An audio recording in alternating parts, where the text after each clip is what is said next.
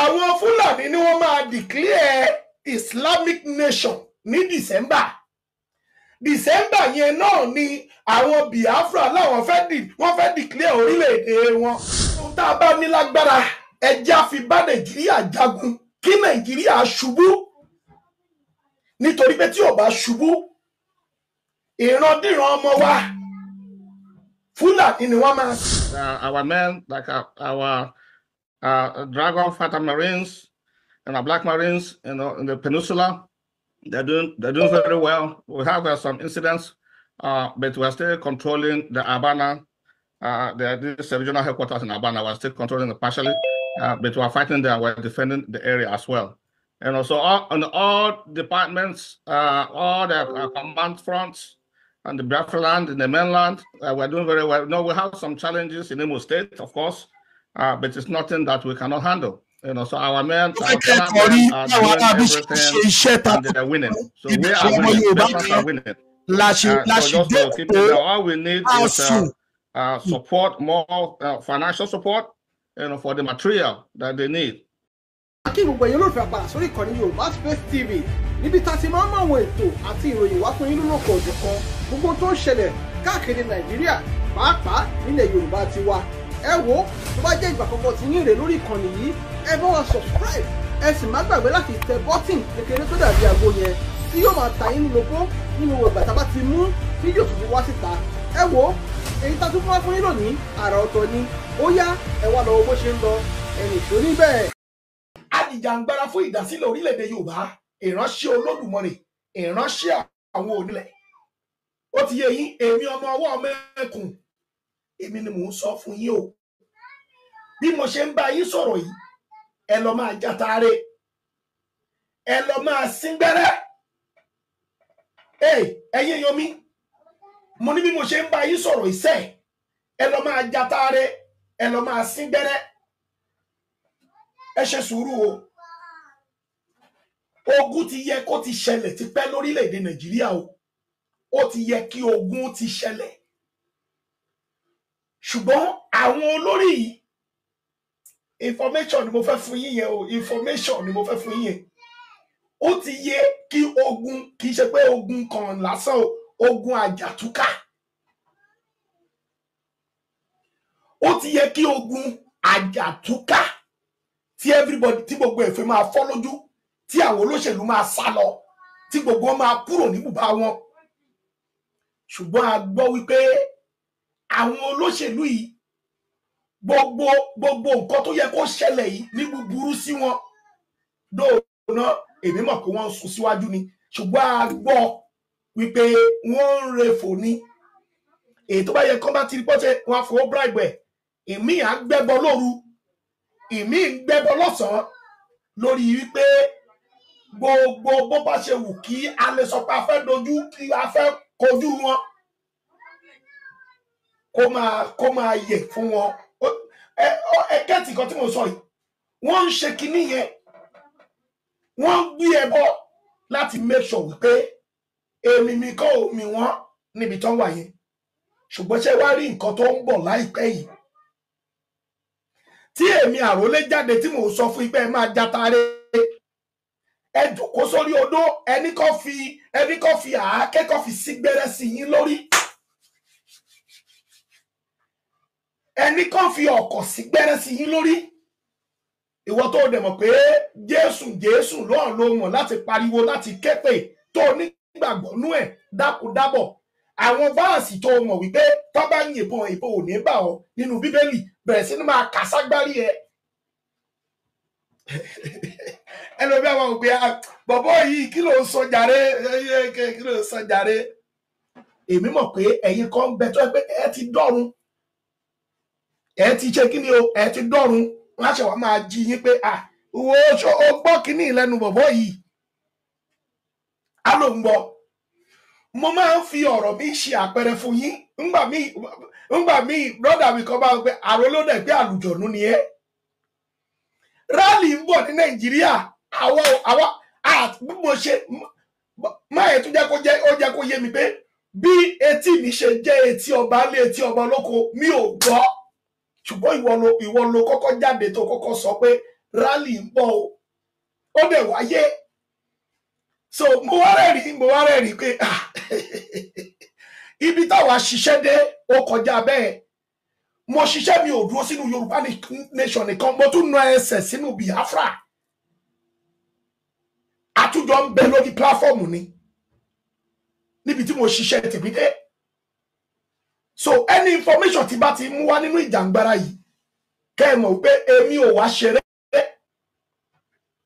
Ọláyọmí Kóìkì pariwo lóòótọ́ bàbá fọ́nrẹ́rẹ́ pé ogun bọ̀ ṣùgbọ́n àwọn ará bí wọ́n lágbára wọ́n ṣoògùn inú awo ọ̀dájú tí wọ́n wà wọ́n gbẹ́bọ lọ́sàn-án lóru kékìkí ní máa rẹ́ fọ̀ wọ́n lórí sẹ́ẹ̀ ìmọ̀tú ìmọ̀jọ́ ẹ̀yin èèyàn mi ìmọ̀tú ìmọ̀jọ́ wọ́n ní ìbò ara ẹni kan kì í dalẹ̀ àwọn gáìsì ẹ̀ ló wá sọ bẹ́ẹ̀ wọ́n ń tu bí wọ́n ṣe ń dì í pé àjàtúkà ìṣẹ́ ẹ̀já kúrò ní Nàìjíríà àwọn ará bí ń tu ṣùgbọ́n ẹ̀yin èèyàn mi mo fẹ́ kó jẹ́ kó yé yín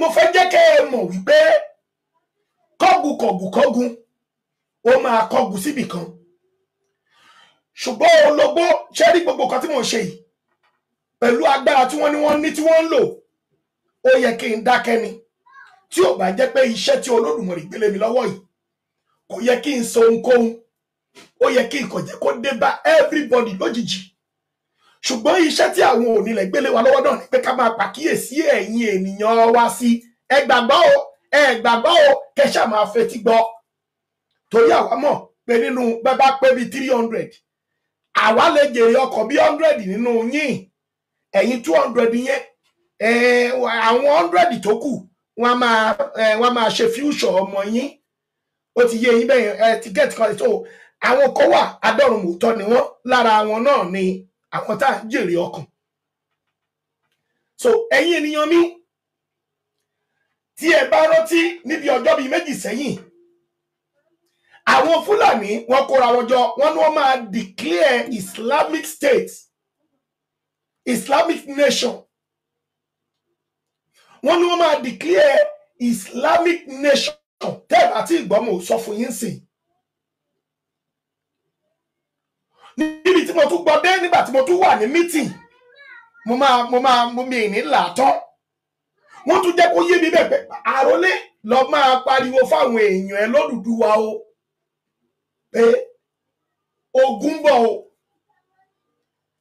pé ṣe eléyìí tí mo kàn rí táwọn olóṣèlú àtàwọn eléré orí tí gbogbo wọn kàn ń ṣe mìdìmì bíi pé Nàìjíríà ń lọ ó ń wọ́kú ẹ̀ ó ní wọ́n mọ̀ pé Nàìjíríà ò wọ́kú ẹ̀ o wọ́n dẹ̀ mọ̀ pé gunpowder ní anytime ló lè explode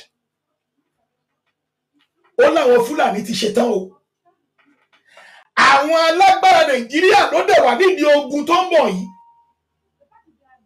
àwọn alágbára Nàìjíríà tí wọ́n lágbára ju Tinubu lọ pé ẹ bọ́rọ̀ kí ló tẹ̀ pé ọmọ olódòdó alágbára ni àlùjọ̀nú ni kò sí àlùjọ̀nú tó ju Olódùmarè lọ o àwọn alágbára Nàìjíríà àwọn gangan ló kọ́kọ́ máa dá ogun yìí lẹ̀ àwọn eléyìí tí wọ́n fẹ́ rúgbó àtẹ̀yìn tó ti fẹ́ rúgbó ni mo ṣe ń pe ẹ̀yin ọmọ ìyá mi sí àkíyèsí wípé ohunkóhun tẹ́ ẹ bá ní mi ò fẹ́ kẹ́ ẹ gbà mí gbọ́ bẹ́ẹ̀ tí ẹ kò jọ ní tí mo sọ ní kẹ́ ẹ lọ máa ṣe ẹ má túra lẹ̀ nígbà kọ̀ọ̀kan kí ni mo sọ fún yín sàmà ẹ má túra lẹ̀ èmi àròlé ni mo sọ ọ́ mo dẹ̀ mọ nǹkan tí mo ṣe sọ mo mọ ìdí tí mo fi sọ mo mọ nǹkan tí mo rí tí mo fi sọ ẹ gbáradì dáadáa o ẹ gbáradì dáadáa o ìránṣẹ́ ń pariwo ìránṣẹ́ àwọn onílẹ̀ ń pariwo ìránṣẹ́ Olódùmarè ń pariwo ìránṣẹ́ ọba àwọn ọba ń pariwo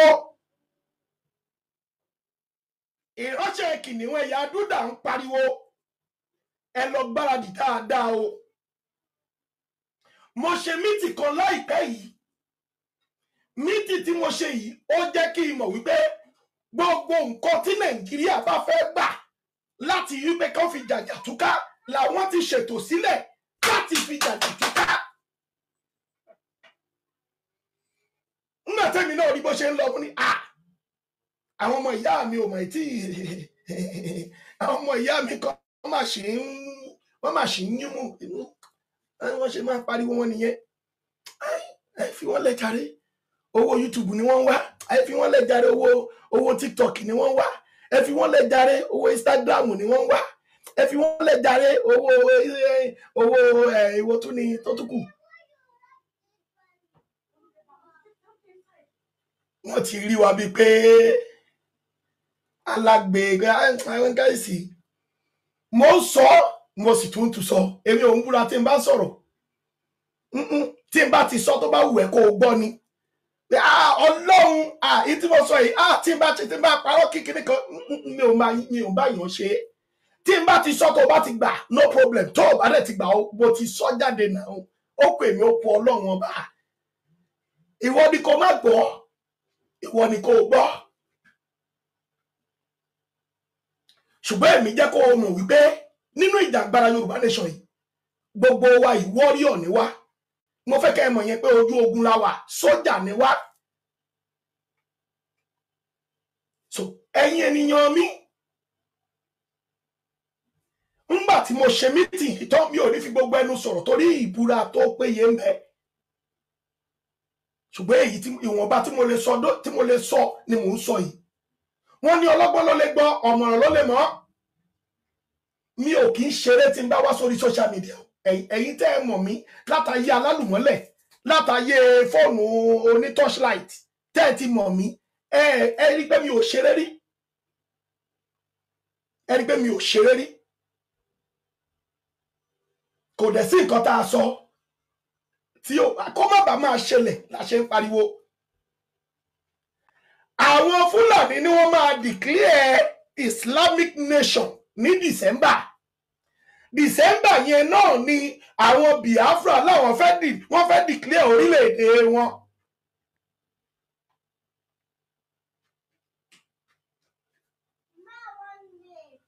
Òun àṣẹ kí ni ajámu papọ̀. Now rally kan tún ń bọ̀ láìpẹ́ yìí, ẹ rí pé mo tún yan sọ. Ó máa bloody díẹ̀. Ó máa ṣe kí ni? Ó máa bloody díẹ̀. Tí rally yìí bá wáyé, àdúrà ni mò ń gbà pé kó wáyé. Torí bí mo ṣe ń bá yín sọ̀rọ̀ yìí, àwọn alágbára kan ti ń ṣiṣẹ́ lábẹ́lẹ̀ lórí rally, ṣùgbọ́n rally nìkan ni wọ́n ti rí. Àwọn kan míì ń bọ̀ tó jẹ́ pé tó ń bá rí rally yẹn mú, tí wọ́n bá rí rally yẹn mú, tí rally yẹn ò wáyé, rally yẹn tí ò bá wáyé òun ló máa trigger nǹkan kan jáde. Torí pé tí rally yẹn bá wáyé, àwọn nǹkan kan fẹ́ ṣẹlẹ̀ nínú rally yẹn. Eléyìí tá à ń pariwo lọ́jọ́ kìíní àná là ń pariwo wọ́n fẹ́ bèkó jẹ́ ni wọ́n fẹ́ bà everything jẹ́. Àwọn ènìyàn Èkó gan ti rẹ́dì ń sìn pé tó bá máa fọ́ lójú kó fọ́ lójú, tó bá máa ṣe àfẹ́gbàrà wálẹ̀. Ẹni babaláwo tó bá gbé ìwò jáde, wọ́n máa fi rọ́bà fọ́ ojú ẹ̀. Ẹni ọba kọ́ba tó bá jáde pé kó máa ṣe rálì, wọ́n máa fi ìgò fọ́ lórí. Ẹni pásítọ̀ tó bá jáde wípé ẹ tún fẹ́ ṣe rálì, ẹ tún fẹ́ ṣe gbá, wọ́n máa jó ṣọ́ọ̀ṣì ẹ̀. Ẹ̀yin ènìyàn mi, nítorí wípé àwa kọ́ ti rí, àbí kí n sọ pé àwọn kọ́ ti rí nírí wípé àwọn olóṣèlú ti gbé ẹbọ, wọ́n ti fẹ́ fi bà ayé everybody jẹ́ nínú Nàìjíríà. Wọ́n ti para ìtìmọ́ wa lára. Wọn ò fẹ́ àwọn ọ̀dọ́, wọ́n ti press àwọn ọ̀dọ́ mọ́lẹ̀. Wọ́n ti jẹ gàba lórí everybody wa. Àwọn ènìyàn tá à ń sọ yìí, wọ́n ti rí nírí wípé tí wọn ò bá jáde láti jàjàdíjú lé àwọn olórí burúkú kúrò lórí ibi tó wà, ayé wọn á bàjẹ́, ayé ọmọ wọn á bàjẹ́, ayé ìrandíran ọmọ wọn máa tún bàjẹ́. Wọ́n wá ní kákúkú kú lọ́mọdé ó yẹ ni, ó dà ó sàn ju pé ká dàgbà ká máa tọrọ jẹ lọ. Kó wá pé bí 70 báyìí kò ṣe jáde síta kò ṣe máa bẹ àwọn ọmọ inú ẹ dákun ẹjọ́ ẹ bá mu gàrí síbí yìí. Ṣùgbọ́n àkókò tá a wà yìí tó yẹ pé tó bá ṣe báyìí eegun oore ó dúró ni. Tó yẹ pé ó lè sáré ṣe ó wá waste gbogbo náà sí ó waste ẹ̀ dànù. Àwọn èèyàn jáde ó wá sápamọ́ ó wá sálùbọ bí èdè Àkúrẹ́ wọ́n lè yàn sálùbọ ó wá sálùbọ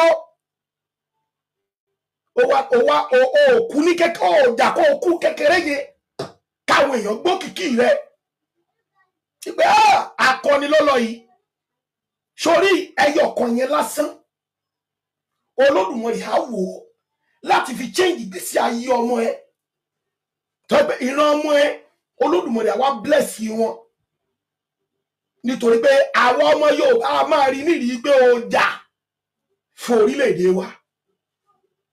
Ẹ̀yin ènìyàn mi kí n tó máa lọ nínú ọ̀rọ̀ mi ẹ wo èmi Àrólé dáadáa kò sí nǹkan kan tí mò ń fẹ́ fún ìjàngbara tí mò ń jà yìí. Mi ò lé gómìnà gẹ́gẹ́ bí ọ̀rọ̀ bàbá mi ọmọ Adéyẹmọ.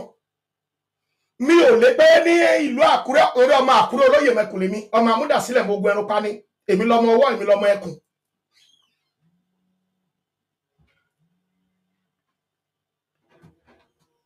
Mi ò lé pé bóyá mo fẹ́ jẹ gómìnà àbí mo fẹ́ ṣe kinní kan lákùn ṣùgbọ́n èmi náà ń fẹ́ nínú ìtàn Yorùbá kó máa dárúkọ pé bàbá ẹ̀ kó tó di pé ó kú òun ló kọ national anthem òun ló kọ pledge mo jẹ́jẹ́ fún orílẹ̀-èdè mi ilẹ̀ Odùduwà. Ọmọ náà tún gbé ó tún ja ìjà yẹn wọ́n wá gba Yorùbá nation kí orúkọ mi ó má ṣe parun. Èyí tí mo fẹ́ ojú yẹn lọ kí ìrandíran mi kí wọ́n lè rí pé nígbà tí mo wà lọ́dọ̀ mi ò waste ìgbésí ayé mi dànù. Gbogbo agbára eegun bí mo ṣe lè pariwo ìgbà míì máa kẹ́kẹ́kẹ́kẹ́kẹ́ ọsàn wẹ́wẹ́ ni màá mú ohun àhá ẹ máa rí dáadáa lórí ìkànnì nítorí pé bó ṣe ká mi lára sí ni. Torí èmi rí pé ìyà ń jẹ ìran mi lọ́wọ́lọ́wọ́ báyìí mo dẹ̀ tún wá ń wo ọjọ́ ọ̀la tó tún ń bọ̀ nígbà tí ìyà ń jẹ wá bí eléyìí kí ló fẹ́ ṣẹlẹ̀ sáwọn ọmọ tàbí ilẹ̀. Èmi wá lé eegun mo lóhùn mo lè pariwo wá lọ sálùbọ nígbà tí Kóìkì ń pariwo tí Yèyé Dára ń pariwo mo wá lọ sápamọ́. Àbí ẹ̀yin tẹ́ ń wò wá yìí ẹ wá ń wo fídíò ẹ kàn wò ẹ lè ṣíà kó lè dí ọwọ́ àwọn ènìyàn tó máa jèrè ọkàn wọn táwọn náà máa darapọ̀ mọ́ wa ká máa pọ̀ sí i. Torí pé ohun tá a bá ṣe nínú ìrìn àjò yìí òun l'Olódùmarè máa sọ fún wa. Àwọn ò rí yín fún iṣẹ́ tẹ̀ ń ṣe lọ́wọ́lọ́wọ́ pé bẹ́ẹ̀ ṣe wò mí báyìí mi ò rí yín mo kàn lè máa rí pé ẹ̀ ń bá mi sọ̀rọ̀ ṣùgbọ́n èmi mọ̀ pé bí a ṣe ń sọ̀rọ̀ yìí ẹ ti ṣí àkáàkiri. Báwo l'Olódùmarè ò ṣe wá ní sọ ṣe ọwọ́ ẹ fún ẹ torí pé ìwọ ò láǹfààní láti gbójú jáde torí pé àwa tá a gbójú jáde àjọ àlùjọ̀nà àjọ kọ̀ọ̀kan ni Olódùmarè ló ní ẹ̀mí wa ní. Àìmọye àtáàkì lọ́tún lọ́sì ṣùgbọ́n Olódùmarè ò fi ẹ̀mí yẹn lé wọn lọ́wọ́ torí ó mọ̀ pé òun ló ń rán wa níṣẹ́. Òun mọ̀ pé ibi tá a wà ibi tá mi Àrólé wà yìí kì í ṣe pé bá mo débẹ̀ pé torí owó àbí torí ipò àbí torí pé mo lé kankan náà ó rí pé ní tí òun dídì dá mi wálé ayé wa ṣe ni mò ń ṣe àti bẹ́ẹ̀ fáwọn èèyàn wa tó kù. So ẹ̀yin èèyàn wa ẹ dákun ẹ dábọ̀ ẹ má mà jò rẹ̀ wá o ẹ má mà jò sún wa o àti ń súnmọ́lé o. Èmi Àrólé ni mò ń pariwo yìí àti ń súnmọ́lé o. Èmi Àrólé ni mò ń sọ o. Èmi ọmọ Olúmọ ọba lọ́la JP ajìjàngbara fún ìdásílẹ̀ orílẹ̀-èdè Yorùbá ìránṣẹ́ àwọn onílẹ̀ mo sọ pẹ̀lú agbára Olódùmarè adẹ́dà ṣẹ̀dá ìjà àjàtúkà tó máa mú kí olóṣèlú ó sá lọ tó máa mú kí Tinubu ó sá láì tiẹ̀ gbé pọtifólíò ẹ̀ dání tó máa mú kí Ṣètìmá sá wọgbó tó máa mú gbogbo àwọn olóṣèlú kí wọ́n gbẹ̀yà lórílẹ̀‐èdè yẹn tó máa wá kó àwa ọ̀dọ́ nìkan táwọn olórí burúkú yìí máa gbẹ̀yà lọ. ìṣẹ̀lẹ̀ yẹn ń bọ̀ ó ń bọ̀ dẹ̀dẹ̀dẹ̀ bẹ́ẹ̀ ló ń kọlẹ̀kùn lójoojúmọ́ mo ń sọ mo tún sọ èmi rílé mo rí sàlẹ̀ mo tún kúrò níbi tí mo tún wà mo tún tọ́ síbòmíì mo tún wò wọ́n mo tún wo kí ni wọ́n ń ṣe gbogbo ibi tí mo dẹ̀ ń tọ́ sí náà ni mò ń fowó lẹ̀ bẹ́ẹ̀ tó bá fẹ́ dáwọ́ ojú ìgò àjọ ń dá bó fẹ́ dáwọ́ ilé àjọ ń dá ni. So ẹ̀yin ènìyàn mi mo fẹ́ kí ẹ jẹ́ ká lọ jókòó láti máa sín gbẹ́rẹ́ mo fẹ́ ibikíbi tẹ́ bá gbà pé ẹ ti lè dira ẹ lọ máa dira o ẹ lọ máa dira nítorí pé kíní ọ̀hún lóòótọ́ ẹ lè wà nú ìjàngbara kẹ má rí ṣùgbọ́n àwa tá a rí àwa là ń sọ fún yín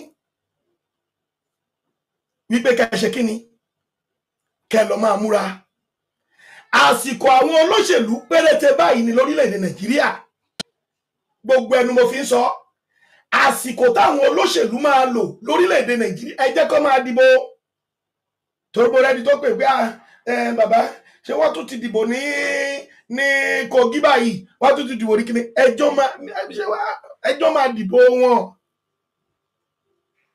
àkókò tí ì tó ni tí àkókò bá tó kò ní sínú wọn tó máa jáde láti campaign kódà ìyàwó wọn ló máa bẹ̀ wọ́n pé ẹ má máa jáde àsìkò tí ì tó ni ẹ ń wò níwò pé àwọn oníjẹkújẹ pọ̀ àbí wọ́n ní tọ́ọ̀gì ní àwọn gáràjì káàkiri tí Olódùmarè bá sọ pé òun dé ṣẹ́rí gbogbo kinní wọ̀nyẹn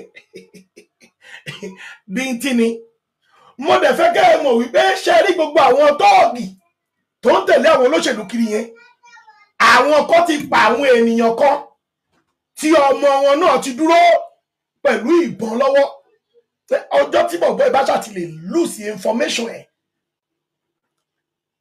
information tí mo mean ṣebí ẹ máa wo bọ́ ẹ mọ̀ pé information mi ó lè jẹ́ 442 ó lè jẹ́ 443 láti lè fi di ojú ilé kí bọ́ọ̀lù má bàa wọnú àwọn ṣé ẹ mọ̀ pé tí information yẹn tó bá ti lose ṣe mọ̀ pé àwọn opponent ló lose yẹn àwa ni opponent yẹn tá máa make sure pé information àwọn olóṣèlú lose ṣe rí immediately tí information yẹn bá ti lose fáwọn tá à ń sọ̀rọ̀ èyí tá lose yẹ tá jẹ́ kó lose yẹ ó ti yé yín àwọn tí mo wá ń sọ yìí náà máa wá lọ bẹ̀rẹ̀ sí ní bá wọn láti lọ máa pa wọ́n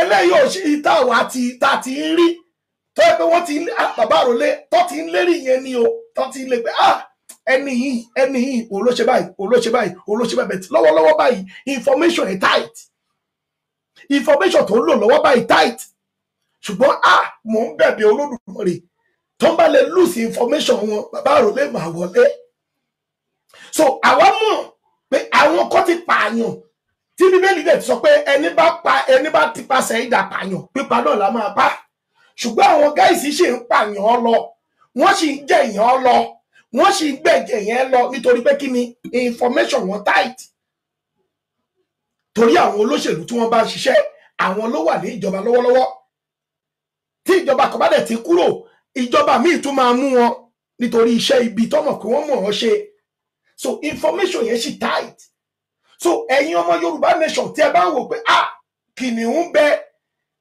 òjòlá ń bẹ paramọ́lẹ̀ ń bẹ láwọ́ àwọn olóṣèlú tí wọ́n ń lò mo ń jẹ́ kó yé yín tá a bá ti lè fọwọ́sowọ́pọ̀ tá a jàjà yìí tá a lè lose information wọn ẹ má wọrí tiẹ̀ ní dọ́dọ̀ wọn àwọn tó máa pa wọ́n tó ti pa lọ́mọ paláyà báyà nínú National Union tọ́jọ́ wà tó ti jọ para wọn gbogbo wọn ló lóru ara wọn sínú ṣùgbọ́n wọn ò tí ì lè ẹ ṣáà ti pé Ṣẹ́gun àti Olúọmọ wọn bára wọn fà níbi ọjọ́ bíi mélòó sẹ́yìn information àwọn méjèèjì wọ́n sì jọ ó ti yé yín wọ́n á lù sí ẹ̀ láìpẹ́ yìí wọ́n máa lù sí ẹ̀ tí bàbá wọn tó jẹ́ Jàgàbá tó bá kájígálẹ̀ tó fò tó sádànù táwọn kò bá ẹ rí pé àwọn kan náà fẹ́ ṣe kí ni o wọ́n á fẹ́ japa torí pé wọ́n mọ̀ pé wọ́n ti pààyàn púpọ̀ nílẹ̀ Yorùbá wọ́n ti mọ̀ pé wọ́n ti gbẹ̀mí àwọn ìmọ̀ye ọ̀kẹ́ ọmọ ènìyàn nítorí àwọn tí wọ́n fi sípò. So immediately tó bá ti lose information wọn tí ọ̀gá wọn jápa gbogbo wọn náà máa fò lọ ni tó bá ti wá fò lọ tán tí orílẹ̀-èdè wa bá ti dé àwa lọ máa mú wọn lẹ́yọ kọ̀ọ̀kan máa bọ̀ ńlé ìwọ máa bọ̀ ńlé má sá lọ Turkey ló lọ ni a máa mú ẹ Amẹ́ríkà ló wà ní a máa mú ẹ torí orílẹ̀-èdè Yorùbá ló máa ga jù lọ nínú gbogbo ẹ̀yà orílẹ̀-èdè torí pé kò síbi tí ọmọ Yorùbá ò sí lágbàáyé mo fẹ́ lè sọ pé àwa gangan làgbáyé àwọn ọmọ Yorùbá ni tí gbogbo dókítà lọ́ọ̀yà tó bá bẹ l'Amẹ́ríkà gbogbo wọn wálé lẹ́ẹ̀kan náà ẹ rí i pé Amẹ́ríkà ò ní jẹ́ nǹkan kan mọ́ ní UK tán bá wálé bẹ́ẹ̀ ẹ rí i pé wọn ò ní jẹ́ nǹkan kan mọ́ so ẹ̀yin ènìyàn mi ní aspect yẹn mo fẹ́ kẹ́ ẹ lọ fọkàn yín balẹ̀ àwa ní kọ́kọ́ la máa jàjà yẹn tó bá wáyé tó bá bùn pé lóòótọ́ ní ogun àjàdíjú àjàtúkà ló máa wáyé nílẹ̀ Yorùbá torí pé àwọn kan ló ń gbádùn àwọn púpọ̀ ló ń jẹ̀yà lọ́wọ́lọ́wọ́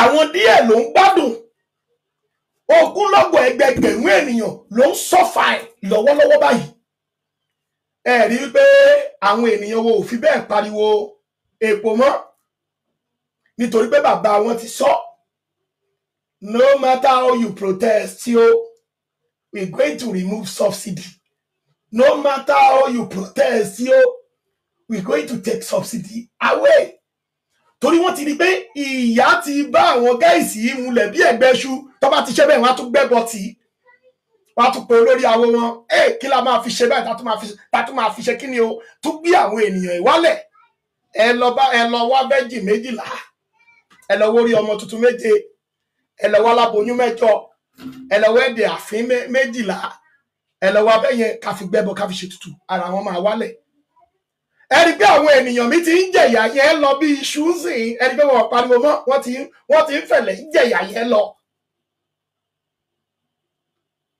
ẹni pé àwọn ènìyàn ti ń fi ẹ̀lẹ̀ wọ́n ti fi style wọn ò pariwo mọ́ torí pé ẹni Kọ́lá Olóòtú ó ní wà láì tó bá gbé sí 5,000 naira òun máa wọ̀ òun máa rà òun máa ṣe kinní kan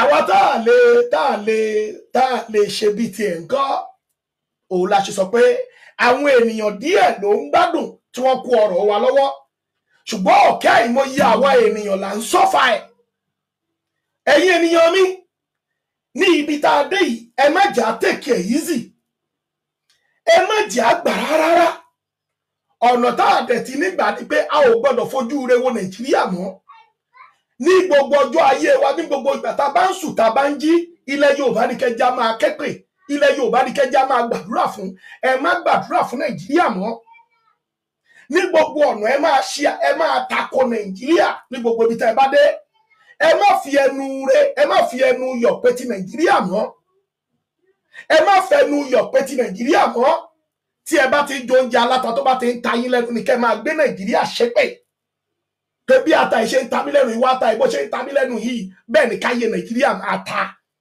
kí àwọn ènìyàn mi tó dẹ̀ wà nú ẹ̀ kọ́ jáde kúrò mẹ́láyọ̀ àtàlàáfíà ṣùgbọ́n ọjọ́ tẹ bá ti wá ń jẹ nǹkan bẹ́yẹ̀ ńlá oyin tẹ́ ńlá oyin yẹn tó yin yẹn dùn wá gbárí yín tẹ́ di orí wípé ìwọ oyin yìí ó wọ́ ló dùn tó wọ orí eléyìí dákúdábò Olódùmarè bó yin iṣẹ́ dùn wọ orí mi yìí jẹ́ káwọn ènìyàn mi ó kúrò lóko ẹrú Nàìjíríà jẹ́ kí adùn àti oyin tí mo ṣe ńlá yìí jẹ́ kó gbẹ̀yìn ìgbésí ayé àwọn ọmọ Yorùbá já kúrò nínú òṣì àti ìyà yìí àdúrà tí mo fẹ́ kẹ́ máa gbà nìyẹn o ẹ má bá wọn jókòó pé ẹ ń gbàdúrà fún Nàìjíríà mọ́ nítorí pé ó dà pé ẹbọ àti ètùtù tí wọ́n ń gbé yẹn ó dà pé ó ń rọ̀ mọ́ àwọn tó ṣì ń gbàdúrà ṣé mo pé àwọn tó ṣì ń gbàdúrà fún Nàìjíríà lọ́wọ́lọ́wọ́ báyìí wọ́n pọ̀ ju àwa tá à ń ṣépè fún Nàìjíríà lọ kí ló dẹ̀ fàtà fi ṣépè fún Nàìjíríà torí pé a ti rí pé Nàìjíríà ò lọ́jọ́ ọ̀la àwọn ọmọ wa lọ́wọ́ ọ̀kọ̀ra tiwa tá a wà ń bí ìdí nìyẹn tá a fi ń gbé ṣépè o tó bá jẹ́ pé Nàìjíríà dédé wo àwọn arúgbó wa tí wọ́n ti darúgbó kẹ̀jẹ́kẹ̀jẹ́ tó ń fún wọn lówó, tí wọ́n kọ́lé fún wọn, tí wọ́n ṣe wọ́n dáadáa, tí wọ́n gbowó oṣù. Èyí tó bí ọmọ ẹ̀ tó ní òun fẹ́ ta ọmọ pé kó fóun ní Android phone kó dẹ̀ fún un lówó tó máa fi jẹun. Tí Nàìjíríà bá dá irú ẹ̀ ò mà ní ṣẹlẹ̀. So ẹ̀yin ènìyàn mi, mo bẹ̀ yín, mo rọ̀ yín, gbogbo tá a bá ní ẹjá fi bá Nàìjíríà jagun kó ṣubú. Gbogbo tá a bá ní lágbára ẹjá fi bá Nàìjíríà jagun kí Nàìjíríà ṣubú. Nítorí pé tí ò bá ṣubú, ìrandíran ọmọ wa Fúlàní ni wọ́n máa sìn. Tẹ́ bá wo Nàìjíríà dáadáa, Haúsá, Yorùbá, Ìgbò ni. Ṣùgbọ́n lọ́jọ́ tòní ó ti di Fúlàní, Haúsá, Yorùbá, Ìgbò. Nítorí pé kíni? Wọ́n ti kó wa lẹ́rú. Nítorí pé kíni? Wọ́n kó àwọn Haúsá lẹ́rú. Wọ́n jẹ gàba lórí wọn. Àgbúrò Haúsá mọ́dẹ̀ ní eléyìí.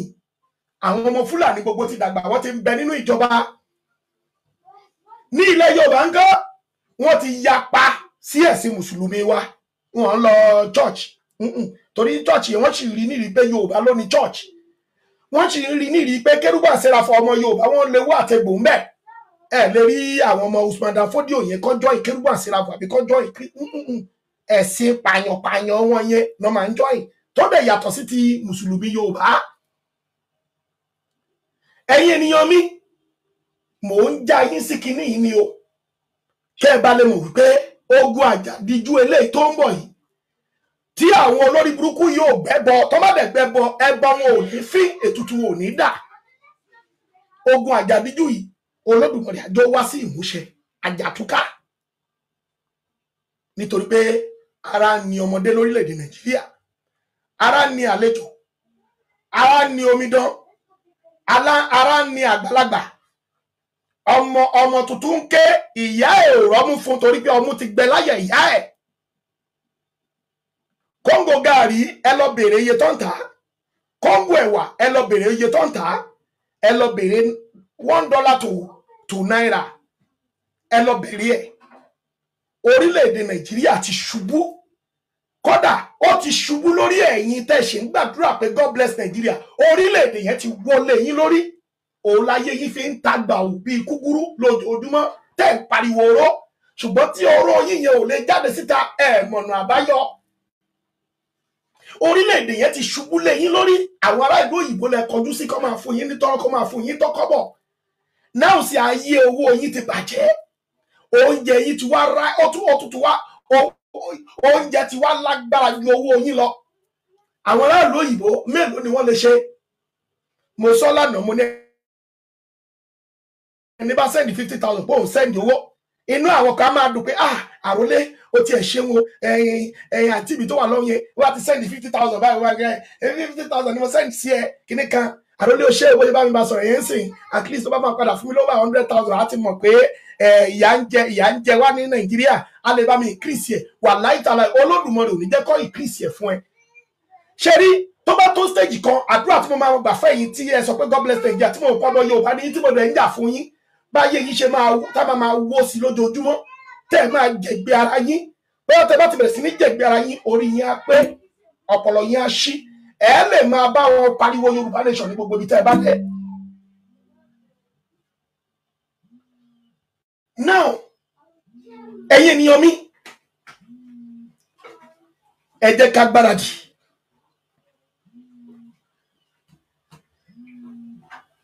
Ẹ jẹ́ ká ṣe kíni? Ẹ jẹ́ ká gbáradì. Gbogbo wa lájọ máa kọrin ayọ̀ lágbára Elédùmarè nígbà tí a bá dé ilẹ̀ Yorùbá. Gbogbo wa pátápátá lájọ máa dira wa lọ́wọ́ mú tí àjọ máa kọrin ayọ̀, kọrin ìṣẹ́gun.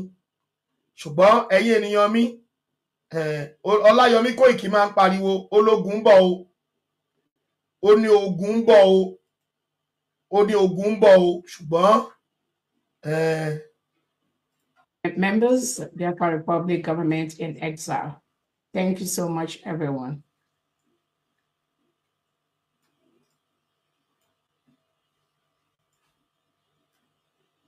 PM, please, are we open or closed? I want to say something before we continue. We are open now. So what you want to say? Yes. Is, What I want to say is we must always have respect for our nations. When the national anthem is being sung, you cannot stand up. You close your video. Americans stand up with their hand on their chest, respecting their nation. For NDSA to be sitting down all the time, sipping his coffee is absurd. I am mad. I don't speak behind anybody. I say it as it all right, is. Andy, as you have to take correction of that. We don't see it why the Biafra national anthem is going on. So that's a observation, and the correction must be taken. Thank you. And so let us start immediately with our what we have in our agenda of the meeting today. I welcome every one of you today to this emergency cabinet meeting, where we will be discussing issues about the Biafra liberation and the achievement of the government so far. So I welcome every one of you as our December declaration is coming very close. The terrorist state of Nigeria is quaking. We have done very, very tremendously well in representing Biafra people globally. So today, I welcome every one of you to this cabinet meeting. The meeting will be holding probably on every second week or every 2 weeks as we go closer to our declaration, and then we are going to move to weekly meeting as the case may be. So I hereby declare this meeting open. Let's go through the agendas of the day. Thank you. Thank you so much, Pia.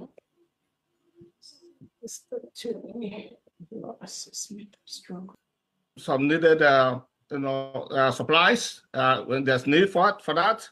So that's why I don't want to go really deep into it. Because we're making very our men, like our Dragon Fighter Marines and our Black Marines, in the peninsula, they're doing very well. We have some incidents, but we're still controlling the Abana.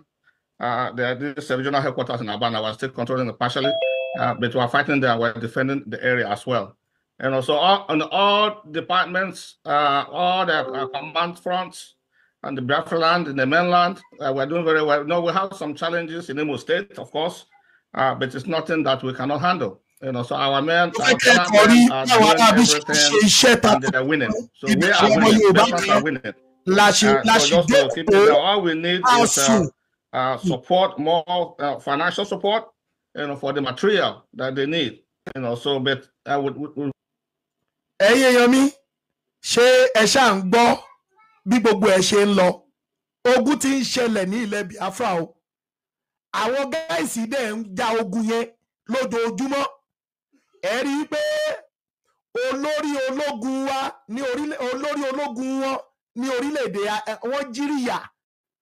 Ẹ rí i pé ó pariwo pé pọ́blẹ́mù ni Simon Ekpa jẹ́ fún wọn nítorí pé gbogbo àwọn aláṣọ wọn ni wọ́n mú ni wọ́n ń ṣàdúrà fún, tí wọ́n ń laago lé wọn lórí, tí wọ́n ń gbàdúrà fún wọn. Òun lẹ̀ ń gbọ́ ìmọ̀mọ̀ mú wá pé kẹ́ ẹ lè máa gbọ́. Ṣé wá rí ibi tí mo fi ń sọ fún yín àti àwọn nǹkan tẹ̀mí náà ti rí pẹ̀lú mítì tí mo ti ṣe?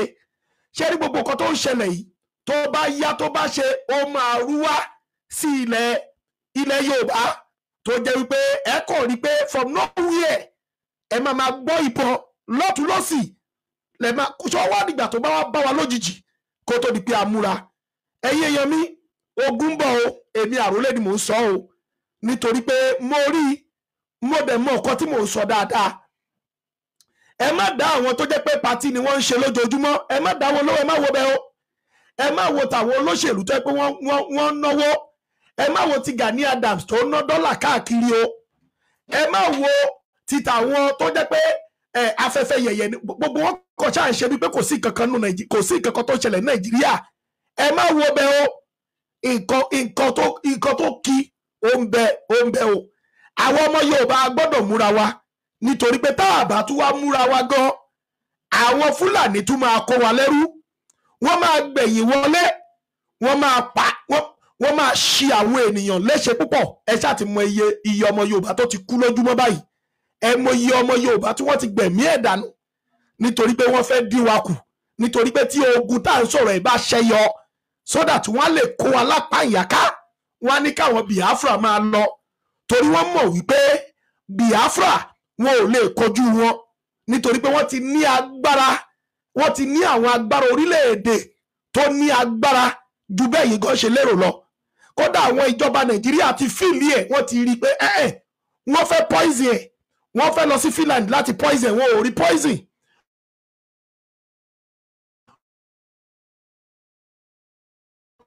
Wọ́n fẹ́ lọ sí Finland láti gbé ìjọba Finland ò gbà wọ́n láàyè. Wọ́n lọ sí kọ́nà negotiate ìlú ẹ̀ kọ́ lọ bá sọ̀rọ̀.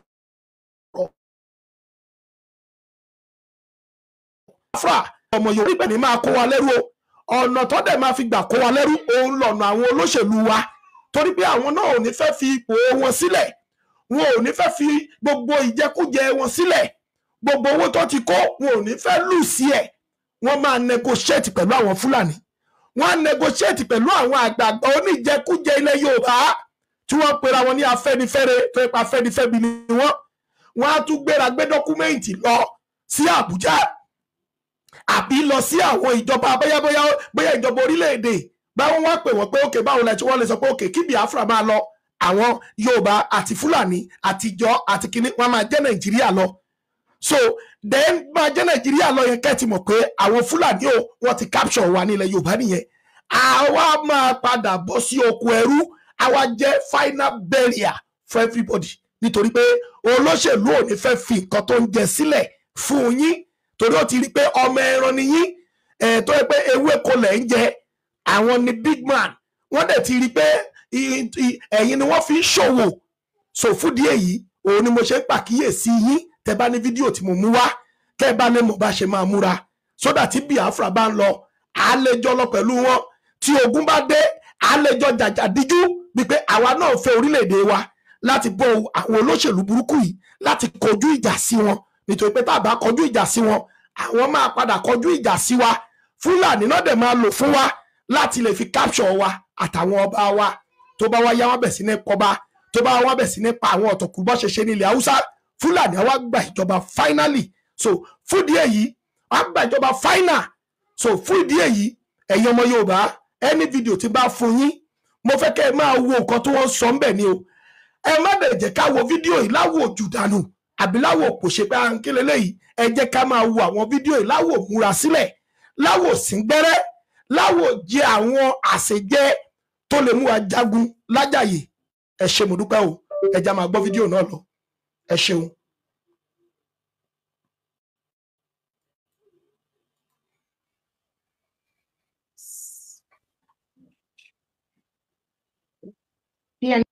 The cabinet. Thank you.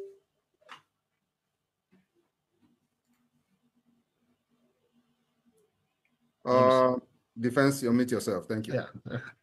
Thank you, PM. So, Biafrans, so I agree to all the cabinet members present. Just like the PM just said, the defense of Biafra land is very strong. Our men are very motivated. They know that what they're doing is that they're fighting for their freedom as well.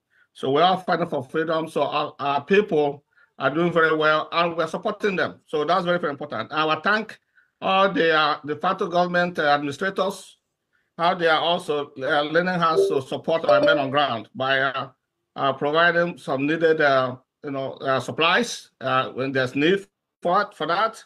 So that's why I don't want to go really deep into it because we're making very our men like our Marines, Black Marines, in the peninsula. They're doing very well. We have some incidents, but we're still controlling the Abana. This regional headquarters in Abana. We're still controlling it partially, but we're fighting there. We're defending the area as well. And also on all departments, all the command fronts and the Biafra land in the mainland, we're doing very well. No, we have some challenges in Imo State, of course, but it's nothing that we cannot handle. So our men, our gallant men are doing everything and they're winning. So we are winning. Biafrans are winning. So just to keep it there, all we need is support, more financial support, for the material that they need. So the materials. we all have so far. We're Pé doing very well àwọn and managing all the resources that we have. wọn gbé Thank you, pamọ́ Pierre. rárá, wọn gbé Let's leave pamọ́. it there. Thank you very much, Defense Minister, for that update. And of course, we have had a development, a few days ago with our alliance with Ambazonia, the president of Ambazonia Governing Council, Dr. Ayaba, which the news came that he was arrested in Norway. And of course, on that regard, we have been able to establish contact with the Ambazonia, Governing Council to know exactly what is happening and what is going on. And of course, at this point, the information is still very limited, information we are getting, but it is one of the things that everybody should understand, that it is normal in a struggle like this. You have ups and downs, and very resilient. And at the end of the day, the end we justify. So I will invite the Director General of the Foreign Affairs Department or Ministry of the Biafra Republic Government in Exile and the Homeland, Professor Joy Irobi, to give us a brief of what we have gathered so far between the Ambazonians Alliance. Professor Joy Irobi, over to you. You have 2 minutes. Thank you. Okay. Good evening, dear friends. So to go straight, so we I had a meeting with the Ambazonia team, and it was not well, they were a little bit unsure, and of course it's very understandable. A lot of things are ongoing, but it's kind of kept quiet. So what is important is that they wanted us Biafrans to speak strongly and condemn what is ongoing. And that's what we're also doing, using the social media to really speak strongly against what is ongoing, and also basically looking at the relationship between the Cameroon BIA with Switzerland and the tight relationship between Switzerland and Norway. It's all political pressure. So basically, everything is under control. So we are very close and at standby, waiting for the Ambazonia team to give us some update on what they want us to do. But it's very good that the whole of Biafrans are basically standing strong and really condemning what is ongoing. So it's, I believe that this is an opportunity for Dr. Cho to actually showcase why it's very important for Ambazonians to be free. So it might look very terrible or very difficult, but without this challenge, we're not going to be free. So we see it actually as a positive thing, and this is going to end well. I want to stop here now. Thank you, PM. Thank you very much, the Director of Foreign Affairs, the Biafra Republic of Exile, Professor Irobi. And of course, on the update from the last court appearance of the leader of indigenous people of Biafra, Mazi Nnamdi Kanu,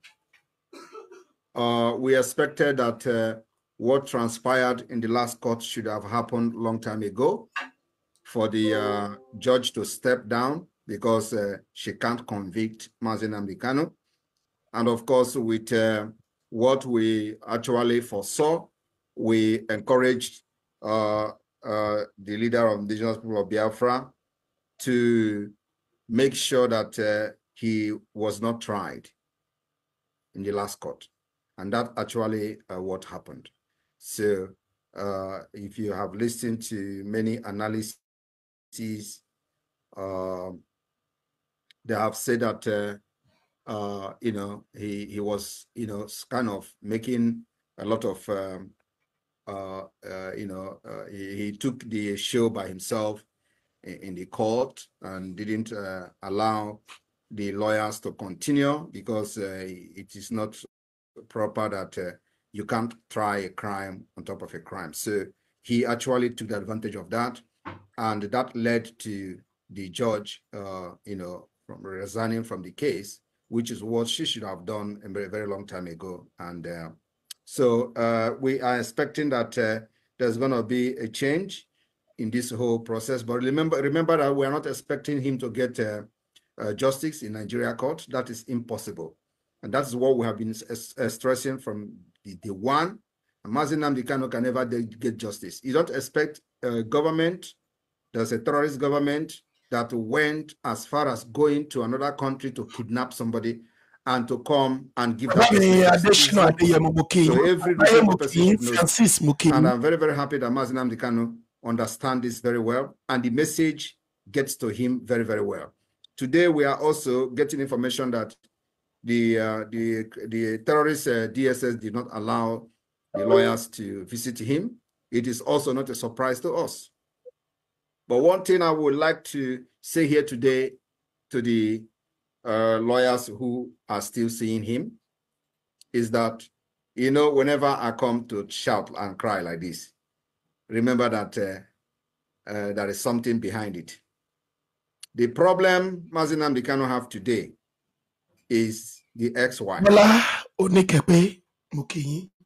She went to visit him, not because she wants to do something. She wants to know how he is doing.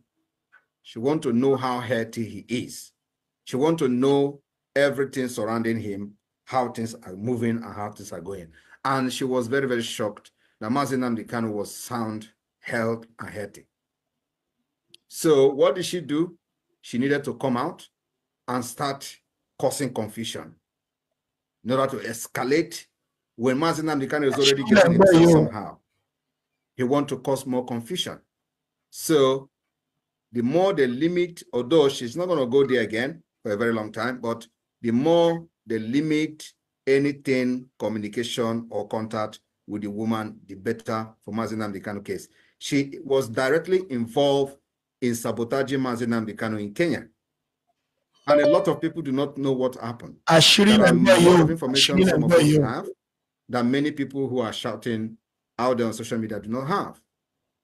And I am happy that his in-law, Master Prophet, is making us to visit him. It is also not a surprise to us. But one thing I would like to say here today to the lawyers who are still seeing him is that, whenever I come to shout and cry like this, remember that there is something behind it.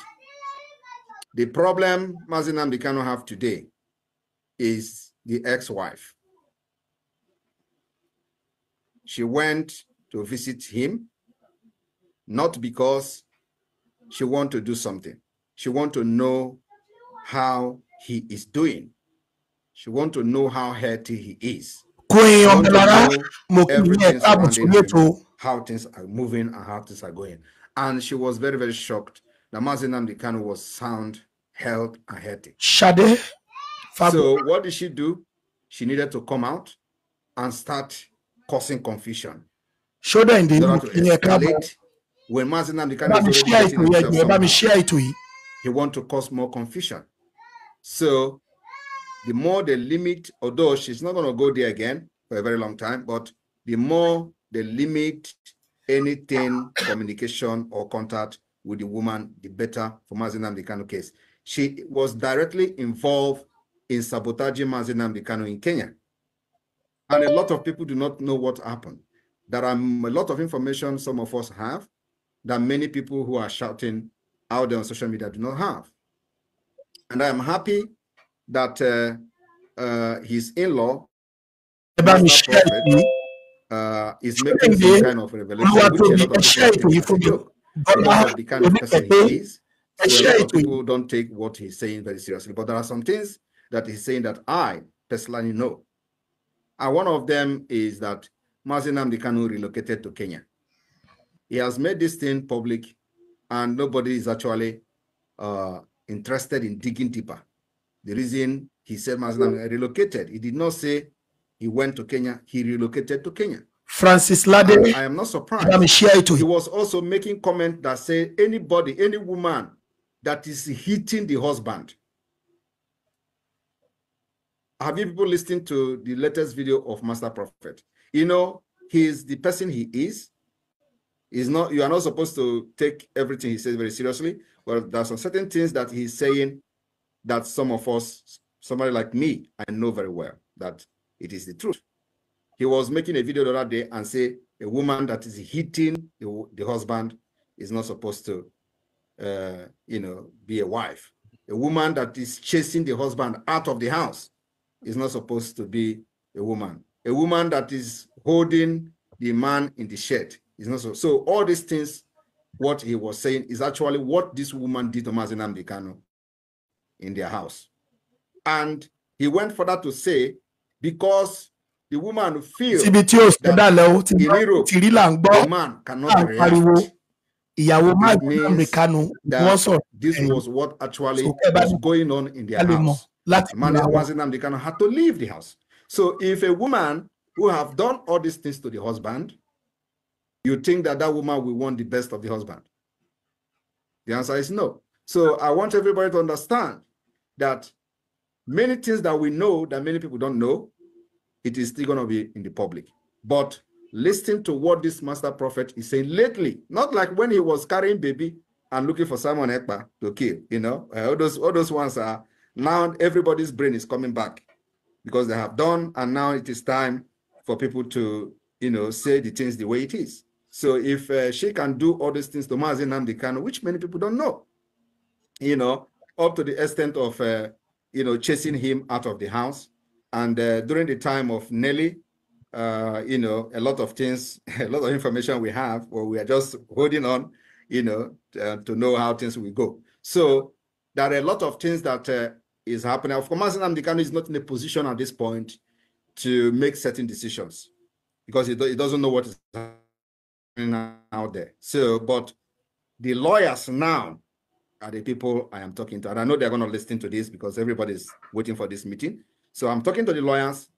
The more they limit any access, any information, and let me also say it here. The only reason why she went to Abuja was because she's no longer getting information. Information is not coming from Ejimako. Information is not coming from the Maxwell. Information is not coming from the other Ejiofor, the other lawyer. So she was not getting information anymore, just like the criminals in the DOS. They're not getting information anymore. So she needed to go to see things herself, to know the condition of Mazi Nnamdi Kanu. And when she went there, she saw of which Mazi Nnamdi Kanu cautioned her, warned her very well that if you attack Simon Ekpa, you'll be divorced. Openly. She came back and she ran mad. So what is happening now is that we don't need to, you know, give credence to whatever that is happening. Biafra is not a family property. Anybody who is very competent and capable can fight for Biafra. And that is what all of you who have gathered, sacrificed.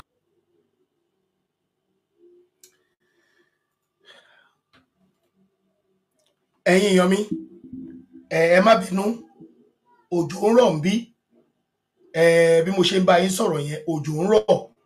So mo rí pé network yẹn ò dáa torí mo ní laptop kejì sí bíbá bí mo ṣe ń ṣe náà ni mò ń wo bó ṣe ń lọ. So mo rí pé tójò bá ti ń rọ̀ bẹ́ẹ̀ network máa ń, ẹ̀yin náà mọ̀, máa ń down. So láfíríkà wà ń bí ni o. So fún díẹ̀ yìí mi ní fẹ́ gbà yín lákòókò lọ títí. Ṣé mọ̀ pé mo sọ pé mo tún ní meeting ní dédé agogo 8 ilẹ̀ Yorùbá. So agogo 7 ilẹ̀ Yorùbá, àbí agogo 7, that is going to be 8 lọ́dọ̀ wa bí, ó máa jẹ́ 7 lọ́dọ̀ yín lọ́hùn. So fún díẹ̀ yìí ẹ jọ̀ọ́, a máa padà tún lo program yìí lọ́la, ìyẹn tí ó bá tún ní information mi tuntun yàtọ̀ sí tòní àbí kí n bá yín gbé kí n gé sí ẹgbà yìí yẹ̀wò ẹ bá wa dá sí so that ẹ lè gbọ́ gbogbo nǹkan tí mo fẹ́ kẹ́ ẹ gbọ́ ń bẹ̀ ẹ lè gbọ́ ń bẹ̀ ṣe bí ẹ ṣàmọ ètò mi tí mo máa pẹ́ ẹ bá mi wo fídíò yìí so mo máa bá yín gbé síbẹ̀ so ẹ lọ wò ó débi láftà ètò yìí àbí lọ́la bàbá yín ṣe síbẹ̀ torí àwọn ọ̀rọ̀ ń bẹ nínú fídíò yẹn tí mo fẹ́ kí gbogbo àwọn ọmọ Yorùbá ká gbọ́ àṣírí kan lẹ gbọ́ ń sìn tẹ́ fi máa mọ̀ pé lẹ́yìn tẹ́ ń wò pé ó ti rẹ̀ mí ò mi ò ṣe Yorùbá nation mọ́ àbá ti gba kíní yẹn ìyá onítìrí ni ò jẹ́ ó bọ́ sí so mo fẹ́ kẹ́ ẹ mọ̀ pé kò síbi tí ò ti sí ọ̀dàlẹ̀ so lọ́dọ̀ àwọn Biafra ìyàwó Nnamdi Kanu bẹ́ẹ̀ rí tutọ́ ló pa so fúdí èyí ẹ̀yin èèyàn wa ẹ jẹ́ ká stay strong ká lè máa tẹ̀síwájú nínú ìrìn àjò yìí ẹ̀dẹ̀já lọ gbáradì gẹ́gẹ́ mo ṣe sọ lẹ́ẹ̀kan nítorí pé ogun ń bọ̀ adẹ̀jọ́ máa jà náà ni lágbára adẹ̀ máa àjà yọrí dẹ̀ ni lágbára Elédùmarè gbogbo àwọn ó fẹ́ fẹ́ni dógún lẹ́pọ̀ ẹ́ tó bá dé tó bá ká ẹ̀ náà mọ́ ó dọ̀wọ́ ó dọ̀wọ́ ẹlẹ́dàá ẹ̀ ṣùgbọ́n ní tiwa àwa mọ̀ pé a lè máa bá lọ báyìí nǹkan kan ní láti ṣẹlẹ̀ tí a gbọ́dọ̀ fi gbára wa kúrò nínú ìyà tí òṣì ọba mi Èdùmàrè kò ní fi ìyà tí òṣì ta wá nílẹ̀ Yorùbá o èyí tí dẹ̀ ń bẹ́ẹ̀ lọ́wọ́lọ́wọ́ Olódùmarè máa mú kúrò ẹ̀yin olólùfẹ́ mi ẹ jọ̀wọ́ fún torí pé nẹ́tíwọ́ọ̀kì wa ò dáa lónìí ò dádì mi bó ní ṣàlàfíà lẹ́wà o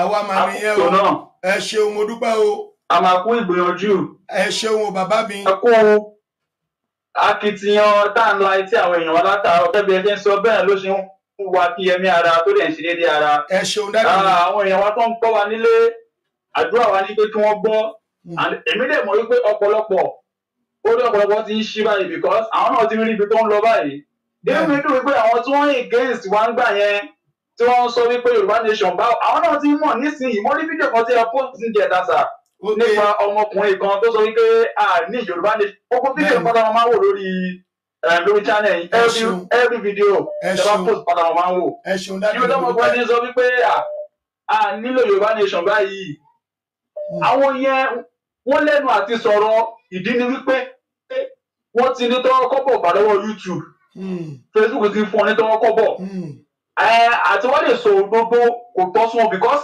àwọn òwò tàwọn tó kù wọn òwò tàwọn ọmọlàkejì bóyá ǹjẹ́ ṣé báwọn ṣe ní ìṣàwọn tí wọ́n jẹ́ àwọn ọmọlàkejì àwọn ǹjẹ́ ṣé wọ́n níbẹ̀ ṣé báwọn ṣe ní access láti ra nǹkan táwọn tó ẹgbẹ́ táwọn bá fẹ́ epo àbí táwọn bá fẹ́ rice àwọn lè yọ owó ní anytime tó bá wù wọ́n ǹjẹ́ ṣé àwọn tó kù díẹ̀ káàtó fún ǹjẹ́ ṣé wọ́n ní àǹfààní ẹ̀ ìmọ̀tara ẹni nìkan ló ń bá ọ̀pọ̀lọpọ̀ àwọn tó ń gbé against Yorùbá nation ìmọ̀tara ẹni nìkan òun ló ń bá wọn jà tó wọ́n pẹ́ tí a bá gbà á gbogbo ìjẹ tí wọ́n ti tì í níbo ni wọ́n ti máa rí jẹ níbo ni wọ́n ti máa rí torí pé inú ìbàjẹ́ inú ìpọ́njú inú ẹkún àwọn ọ̀kan làwọn ti ń yọ làwọn ti ń jẹ làwọn ti ń mu táwọn kan bí ìbànújẹ́ ò bá jẹ́ tiwọn tí wọ́n bá rí wọn gbé wípé bóyá lágbájá báyìí ó jalè ní àbó nílò owó àwọn ò ní rí tọ́wọ́ kọ́pọ̀ bẹ́ẹ̀ láti sọ pé àwọn fẹ́ẹ́ fi ṣàárín dé that is the reason why they always come against Yorùbá nation but àwa ní tiwọn àwa dúró tán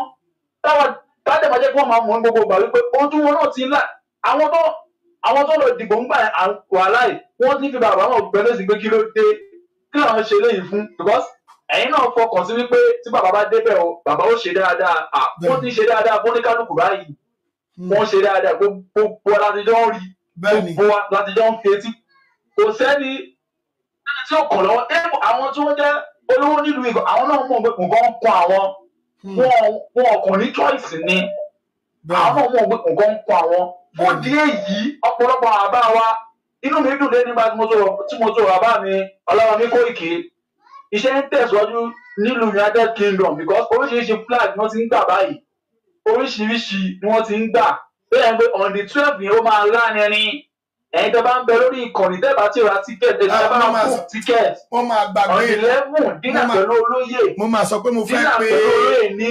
mo fẹ́ pé bàbá mi Ọláyọmí Kóìkì ọ̀ngàn mo tiẹ̀ tún gbàgbé ní báyìí ọkàn mi tún fò ẹ ṣeun ẹgbẹ́ òsókè mo máa pè wọ́n lọ́la. Okay sir. Dinner with bàbá wa ní on the 11 ó wà ní UK ẹ lọ pàdé olóyè live and direct ẹ máa rí bàbá Ìgbòho kì í ṣe ẹni tá à ń gbé pamọ́ ẹni tí gbogbo àgbáyé ní access ni because àwa dúpẹ́ ṣé rí àmì kan bẹ nínú oṣù October tó jẹ́ pé tí mo dẹ̀ nígbàgbọ́ wípé láìpẹ́ láì jìnnà inú freedom wa á gbà nínú October láìpẹ́ láì jìnnà because number one nígbà tí olóyè fẹ́ dìde ńgbà yẹn tó fẹ́ kọ́kọ́ dìjàngbara yẹn nígbà yẹn October ni wọ́n dìde tó fi bring out first rally ní 2021-2020 nígbà yẹn 2020 rather 2020 ní October ni wọ́n dìde tábàdá tún wò dáadáa nígbà tí bàbá yìí tí wọ́n tún máa set wọn free wípé yá àfiyèsílẹ̀ nílùú Kútọ̀nù October yìí náà ni tábàdá tún wò dáadáa nígbà tí ọjọ́ bàbá yìí tún máa jẹ́ inú October yìí náà ni ìyẹn ni wípé òmìnira ó ń bọ̀ ó súnmọ́ etílé ẹni tó náà fi ṣe rán òun ló ti gbé kò wá inú mi ní dùn tó bá wọ fídíò bàbá yìí wọ́n máa ń san owó gbàgbọ́ Yorùbá nation àwọn fi tọkùn tara ẹ̀mí àwọn bí ń ṣe ni àwọn ò já nítorí owó inú mi máa ń dùn fún statement yẹn wípé yes àwọn tá a lè pèlè akọni tó bá jẹ́ lómìn ni ìwọ̀n bá kékeré tó kàn wá ní wọ́n yẹn wọ́n á ti lọ wọn ò ní padà mọ́ wọn ò ní bojú ẹ̀yìn bọ̀ a dúpẹ́ wípé energy wa ní Yorùbá nation kò tí weak energy wa òun sì ni olóyè Adéyẹmọ Ìgbòho ṣá gbogbo àwọn ará bí tí wọ́n ń gbẹ́nu ókè tó wọ́n ò ní kí ní ilẹ̀ Yorùbá àwọn Dúpẹ́ Onítìrí àbí kí wọ́n jẹ́ ibi tí wọ́n ti lè pariwo mọ́ ibẹ̀ náà làwọn náà wà ẹ̀ ibi tí wọ́n ti lè pariwo mọ́ náà ló wà ẹ̀ ara tàbí ẹ̀ ń pè ní quality of a good leader rẹ̀ because tó lè bá fẹ́ ṣe nǹkan á tún jáde tì nígbà tó fẹ́ ní káyọ̀ ní UK ní sìnkú láti UK Ìgbòho sọ wípé ó yẹ ẹ jáde o àwọn àwọn ẹni lórí kámẹ́rà Ìgbòho làwọn máa wà bẹ́ẹ̀ live yẹn iná pè ní quality of a good leader wọ́n máa bẹ̀ live yẹn ni wípé ohun tí wọ́n ṣe lórí ẹ̀tọ́ wọn ò dẹ̀ ṣe lórí irọ́ kọ́lọ́n jẹ́ kí àwọn ọmọ Yorùbá kọ́lọ́n jẹ́ kí wọ́n gbọ́ o kọ́lọ́n jẹ́ kí wọ́n gbọ́ èmi dẹ̀ mọ̀ pé out of 100% wọn pé àwọn bíi 60-70 àwọn náà ti mọ bí dáhùn lọ báyìí wípé yes Nàìjíríà yóò fẹ́ bọ̀ wá mọ́ corruption ó ti jinlẹ̀ sí ní ìlú yìí láti ọdún gbọ́n sẹ́yìn ni Nàìjíríà ó máa pé 64 years ní ọ̀túnla òkìlì kókó á pé 64 years tí wọ́n ti sign independence ní ọ̀túnla òkìlì kókó kò sí kókó ǹjẹ́ tí bàbá 64 years tó bá ṣe ń rákòrò rìn ǹjẹ́ ṣé nǹkan ti ṣe bàbá yẹn bí nǹkan ti ṣe nígbà tí 64 years tí ó bá lè rí ọwọ́ mú sẹ́nu nígbà tí 64 years tí ó bá lè dára ẹ̀ tọ́ ṣerú irú kọ́ńtì bẹ́ẹ̀ ẹ̀fẹ́ ká continue ká wà pẹ̀lú no ìyẹn it can never happen and what we stand on is Yorùbá nation and Yorùbá nation not going back. Ẹ ṣeun ọlá máa pariwo ẹ ni láti ní dẹ́yìn dáàní kẹ́ẹ̀tì lórí ẹ̀sà. Ẹ ṣeun bàbá wa mo dúpẹ́ lọ́wọ́ yín. Yes sir, ẹ ṣeun. Super Money ó wà nílẹ̀ ìbéèrè tá a béèrè ó dà pé last week ẹ gbìyànjú ṣùgbọ́n fún ìbéèrè tá a béèrè ẹ gbà mo tún fẹ́ fún yín ní àǹfààní mo fẹ́ fún yín láǹfààní gẹ́gẹ́ bí àkàndá tẹ́ ẹ jẹ́ láti pé kẹ́ẹ̀tù tó díje lónìí. Yes sir. Ní last time 50,000 la gbélẹ̀ ẹ jẹ 10,000 nítorí pé ẹ dáhùn àwọn ìbéèrè kan ṣùgbọ́n owó yẹn kù 40 ta ní tí ẹ bá ti tó padà pé ẹ máa jẹ owó yìí ẹ já sáré ṣe pápápá torí pé mo ní ìpàdé láti ṣe. Bàbá ẹ dárúkọ orúkọ àmútọ̀runwá mẹ́ta kẹ́dẹ̀ sọ oríkì àwọn mẹ́tẹ̀ẹ̀ta kẹ́kì oríkì wọn.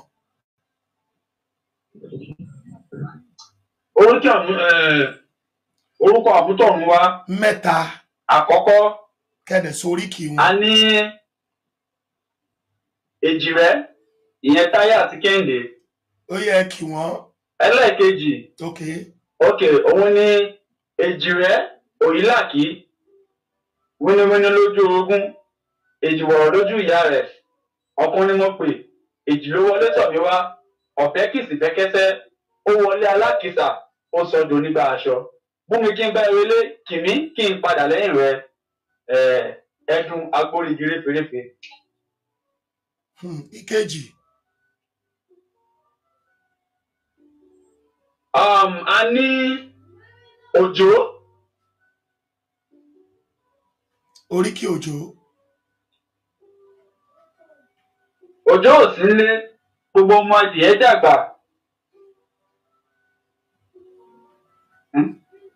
Òjó olókòlóyè alágàdá ogun. Bàbá Olókòlóyè. ó ti pẹ́ jù. Ó ti pẹ́ jù. Ah, Ó ti pẹ́ jù. ẹ má bẹ̀rẹ̀. Ó ti pẹ́ jù. Òjó Ó ti pẹ́ jù. olókòlóyè alágàdá ogun. Oríkì Òjó jù yẹn lọ. Oríkì Òjó jù yẹn lọ. Okay, ìkẹta. Bẹ́ẹ̀ ni. Ìkẹta. Àìná. Yes, oríkì Àìná. Àìná Òrosùn.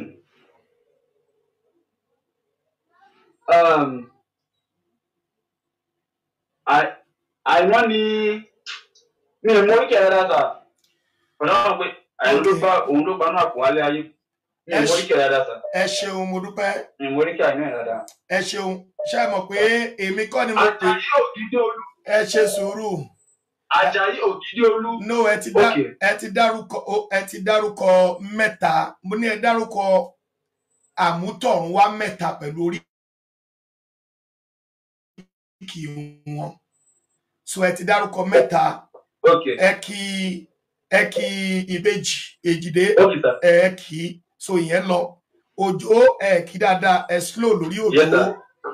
Then ìkẹta Àìná Òrósùnrólà ó jù bẹ́ẹ̀ lọ. Oríkì ẹ jù bẹ́ẹ̀ lọ. Ṣùgbọ́n mo tún máa fún yín ní opportunity ìbéèrè kan sí. Ẹ fún mi ní orúkọ ọba tó jẹ kí Aláàfin Ọ̀yọ́ tó jẹ.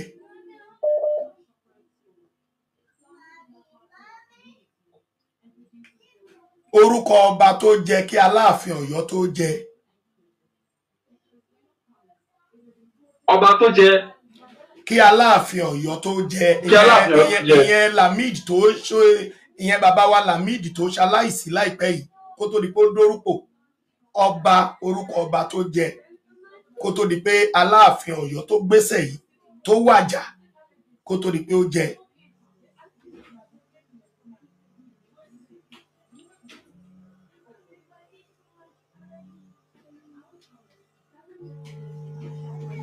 Ìbéèrè yẹn ti lọ dádì mi.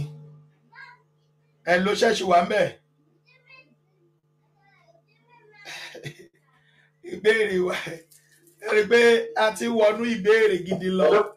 Dádì mi ṣàlàfíà o. Mo dúpẹ́ o. Ẹ ṣeun mo dúpẹ́ o. Èmi náà fẹ́ ká tẹ̀mù ní Yorùbá àti Yorùbá pledge Yorùbá nation. Ó dà pé ẹ ti kárì. Mo ohun yìí sáǹdì lọ́pọlọ mi.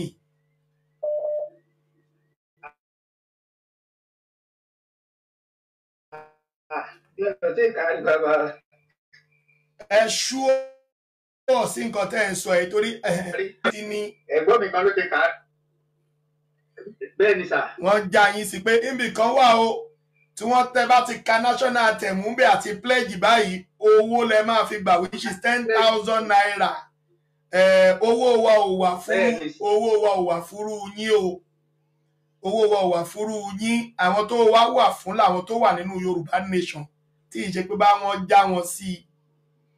Àwọn tó ti wà nínú Yorùbá nation tẹ́lẹ̀ tá a jọ ń ṣe é. náà but mi nǹkan mọ̀ pé owó jíjẹ wà nínú ìkànnì yìí ni àtijọ́ wà nínú ẹ̀ tẹ́lẹ̀. Ok, kí ló ṣẹlẹ̀ nínú Yorùbá nation ní 2021? Kí ni nǹkan tó ṣẹlẹ̀? 2021. Àwọn Nàìjíríà wọ́n kó àwọn DSS lọ sílé olóyè Sunday Igboho láti lọ bọ́gbù bẹ̀. Ìtẹ́sọ̀ wọn náà ni pé kán pa bàbá Ọlọ́run ò gbà fún wọn. Wọ́n bá wọn lé lóòótọ́ ṣùgbọ́n Olúwa kó wọn yọ. Àwọn alálẹ̀ ilẹ̀ Yorùbá. Kí ló ṣẹlẹ̀ ní 2022/2023 nínú Yorùbá nation?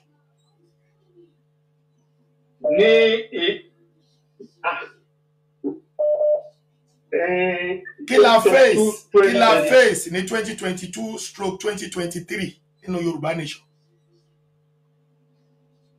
2023 yẹn a ṣe àwọn rap kan then okay 21 ni wọ́n mú olóyè Ìgbòho sí Benin kó tó di pé Ọlọ́run fún wọn ní ìtúsílẹ̀. Gbogbo àgbáyé ló mọ̀, gbogbo kódà ẹni tí ò sínú Yorùbá Nation gan mọ̀ ìtàn yẹn.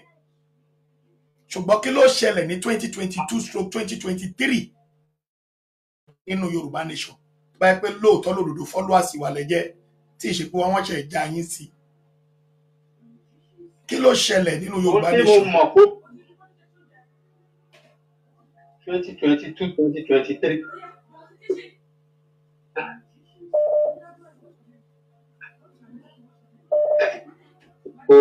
Kò rí mi yé mi dáadáa.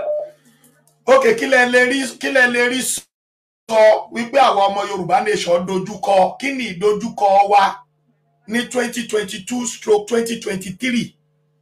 Kí ni ìdojúkọ wa gẹ́gẹ́ bí ọmọ Yorùbá Nation ní 2022 ní tá a dojúkọ?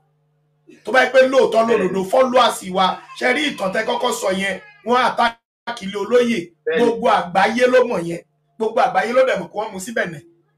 Ṣùgbọ́n as a followers, as a Yorùbá Nation struggle followers, kí ló ṣẹlẹ̀ sí wa?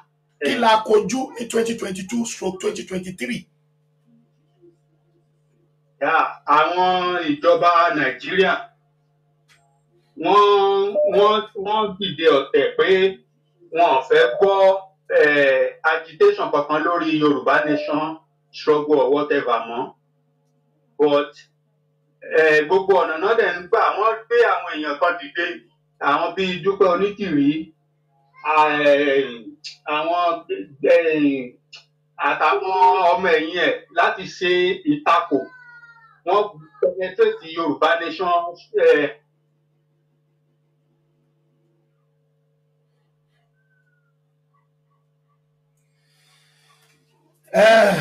Ẹ ṣeun, ẹ ti gbà o, ẹ má tí ì lọ o, ẹ má lọ o, ẹ ti gbà o. Tẹ́ ti dárúkọ Dúpẹ́ Onítìrí bẹ́ẹ̀ yẹn, ẹ ti gbà o.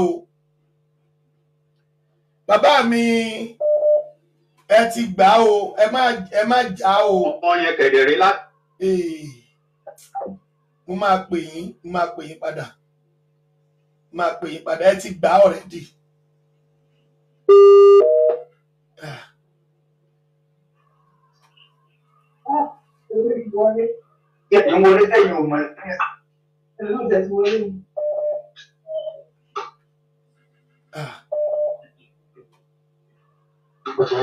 Hello, sir. Ẹ ń sọ̀rọ̀, ẹ pè wá ẹ̀dẹ̀, ẹ ń sọ̀rọ̀, ẹ ń waste time wa.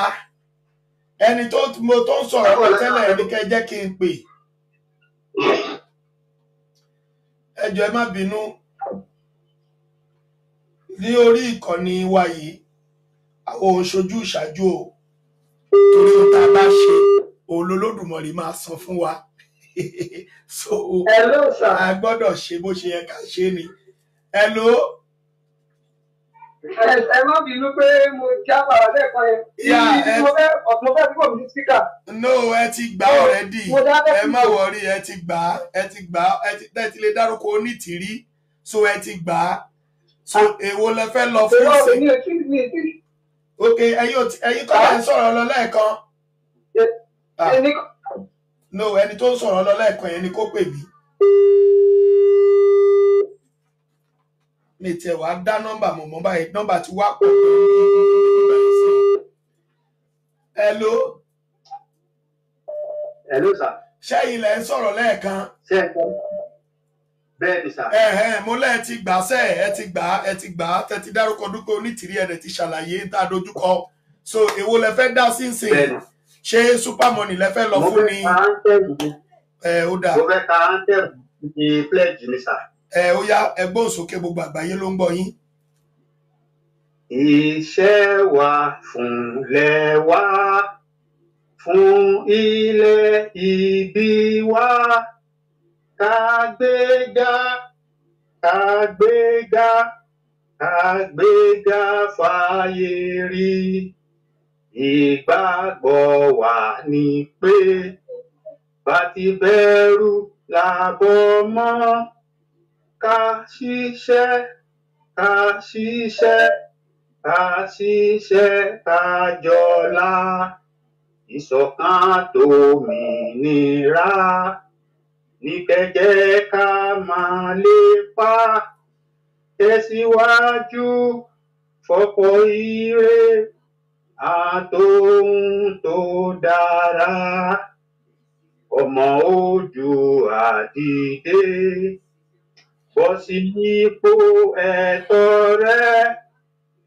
Ìwọ ni ìmọ́lẹ̀ ògo adúláwọ̀. Àwa ni ìmọ́lẹ̀ ògo adúláwọ̀. Mo jẹ́ fún orílẹ̀-èdè mi, ilẹ̀ Odùduwà, ilẹ̀ tó ń sọ̀ fún wàrà àti fún oyin, ilẹ̀ tó kún fún àwọn akọni, ọgbọ́n, ètò àti òye. Mo ṣe ìlérí gẹ́gẹ́ bí ológo ilẹ̀ adúláwọ̀, ìtànṣán oòrùn láti la Ìjà ní Áfíríkà, láti gbé ilẹ̀ Odùduwà lárugẹ. Mo pinnu láti fìmọ̀ ṣọ̀kan fún ìlọsíwájú ìran Yorùbá. Mo fọwọ́ sọ̀yà pé n kò ní dalẹ̀ tàbí ṣọ̀tẹ̀ sí ìṣọ̀kan àti ìtẹ̀síwájú orílẹ̀-èdè mi, ilẹ̀ Odùduwà. Èmi yóò fi gbogbo ipá, ọkàn, iṣẹ́, ọgbọ́n àti ìṣe mi sin orílẹ̀-èdè mi ní òtítọ́ àti ní òdodo títí ọjọ́ ayé mi. Gbogbo ìyànjú àwọn akọni wa tó ti lọ kò ní já sófo látọwọ́ mi títí dé ìrandíran tí ń bọ̀ lẹ́yìn. Mo ṣe ìlérí pé ẹ̀sìn tàbí ìṣèlú kò ní yà wá ní ilẹ̀ Odùduwà. Tó bá wáyé bẹ́ẹ̀, mo lè lo oògùn ẹ̀jẹ̀ tó kù lára mi láti fi ṣègbè àti jàjàǹgbara fún orílẹ̀-èdè mi, ilẹ̀ Odùduwà. Ìran Yorùbá, èdè kan, àṣà kan àti ìṣe kan ló so wá pọ̀ láéláé lágbára Elédùà. Àṣẹ Èdùmàrè. Ẹ ṣeun bàbá wa. Ẹ bá wa gbàdúrà fún àwọn bàbá wa, ìyá wa, àwọn bíi bàbá wa Ṣóbuyì, ìyá wa Tina, bàbá wa Àrólé Odùduwà, bàbá wa Ṣẹ́gun Honorable àti àwọn èèyàn wa gbogbo. Ẹ bá wa súre fún wọn tí ẹ fi ráyè ní opportunity láti jẹ nínú owó yìí. Ẹ gbàdúrà fún wọn. Ẹ ṣé mo dúpẹ́.